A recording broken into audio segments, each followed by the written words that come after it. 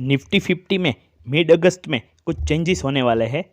इससे किन कंपनियों को फ़ायदा होगा जानते हैं इस वीडियो में।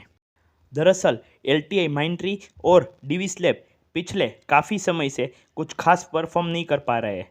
इसी वजह से निफ्टी 50 से ये दोनों स्टॉक बाहर हो सकते हैं और ट्रेंट और BEL को निफ्टी 50 में ऐड किया जा सकता है। ये दोनों स्टॉक काफ़ी समय से बेहतरीन परफॉर्म कर रहे हैं। ट्रेंट में करीब 3560 करोड़ का इनफ्लो आ सकता है, जबकि BEL में करीब 3000 करोड़ का इनफ्लो आ सकता है। ये डेटा नुवामा रिसर्च के मुताबिक है।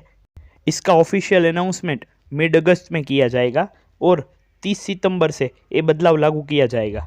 तो कुल मिला के BEL और ट्रेंट निफ्टी 50 का हिस्सा बनने जा रहा है, जबकि LTI माइंट्री और डिविस लैब निफ्टी 50 से बाहर हो सकते हैं।